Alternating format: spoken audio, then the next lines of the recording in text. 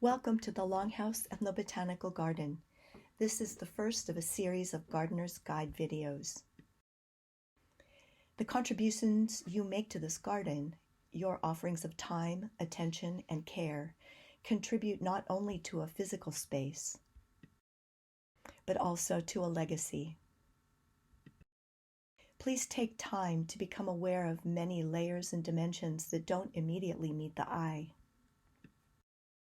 To enter this space respectfully and begin to build a relationship with the garden, always introduce and humble yourself. Express your intentions and apologize in advance for any mistakes you will make. We all do. The land and plants are both forgiving and welcoming. As Laura Vermeulen, Klinkit Haida, Managing Director of the Longhouse, reminds us, you are on Squealt, the Eld Inlet watershed, the historic lands of the people of the water, the Squaxin Island people.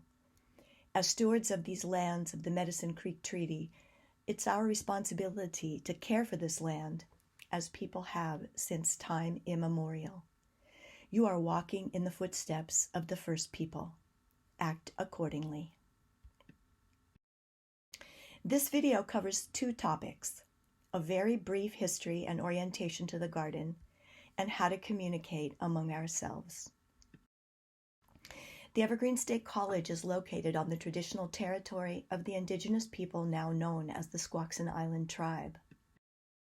These and other Coast Salish peoples have lived since time immemorial on the shores of the South Salish Sea, previously known as Puget Sound, and have traditionally spoken dialects of the Lushootseed language. In 1994, the Evergreen Longhouse, Squigwialtuh, House of Welcome, was constructed. It was the first longhouse on a state college campus and the long-standing vision of Mary Ellen Hilaire, the first woman and first Indigenous faculty hired at Evergreen, founder of the Native American Studies program and revered Lummi educator. The mission of the Longhouse Education and Cultural Center is to promote Indigenous arts and cultures. The Longhouse Ethnobotanical Garden was established just after the Longhouse was built.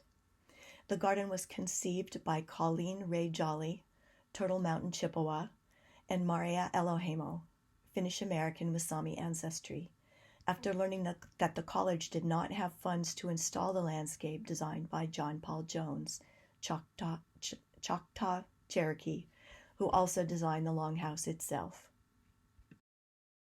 The original garden surrounded the building with habitat areas. The vision was to represent several Pacific Northwest habitat types, contain plants that would naturally occur in those habitats, and emphasize plants that are both native and culturally significant to Coast Salish peoples. These habitat areas represent forests,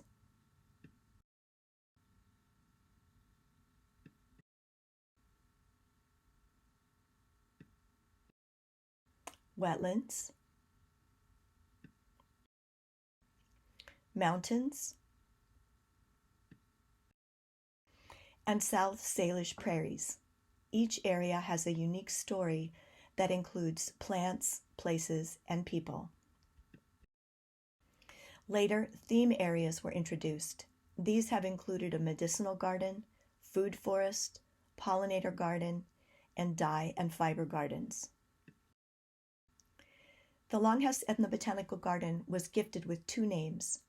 First, Takshablu Vi Hilbert, esteemed Upper Skagit elder, Lushootseed scholar, and storyteller, graced the garden with the Lushootseed name Se'ulach before she passed. She eloquently explained the name's meaning as we can really make use of by gathering the things the Creator has given us to gather. The life of the plant is provided by the Creator. It is ours to gather and then make use of. We're given the privilege of taking these things for our own use. We help ourselves.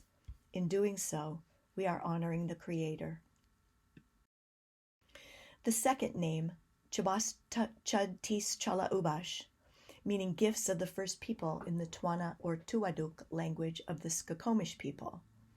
Hereditary chief and traditional leader, Subiai Bruce Miller, first gave this name to a collaborative garden project we created beside his home at Skokomish.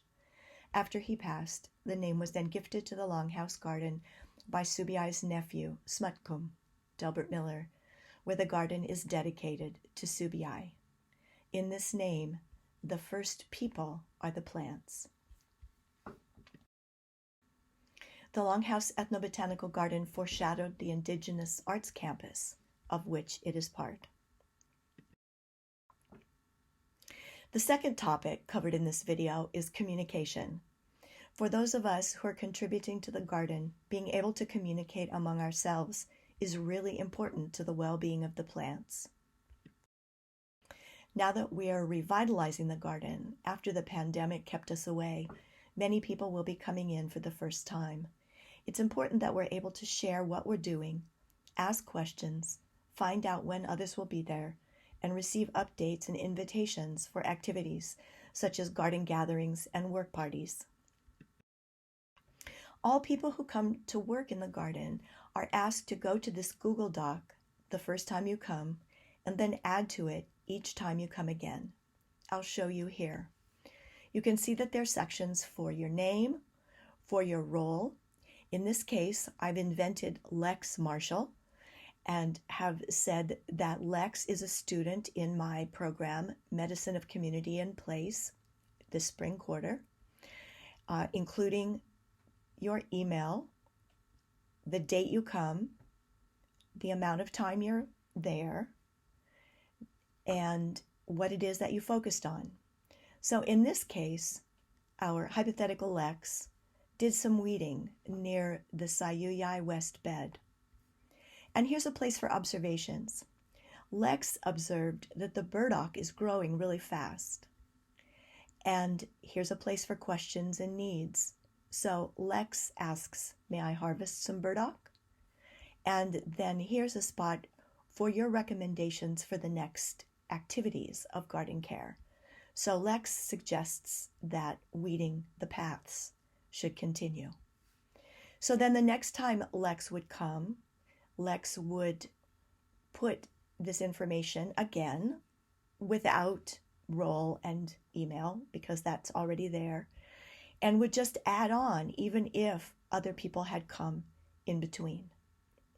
So at the end of this video, you can click a link that will take you to this document so you can access it yourself.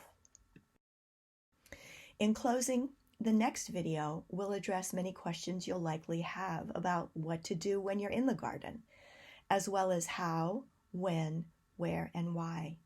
It will cover access to the shed and what's in it, tools that are available and procedures for using them, addressing so-called weeds, and how to turn weeding into harvest, and much more. The next video will also introduce the Sayuyai Sister Medicinal Garden, including its connection to the original Sayuyai garden, which was next to Subiai Bruce Miller's home at Skokomish, the way the garden is organized according to body systems, and plants that are currently present as well as desired. Sayuyai means medicine of the plant people. For now, here's how to find the Google Doc for each of you to use when you come to care for the garden. In case the link to the doc for gardeners doesn't work for you, you can copy and paste this URL. The garden awaits your care. Feel free to write to me, Maria Elohimo, if you have any questions. I hope to see you there soon.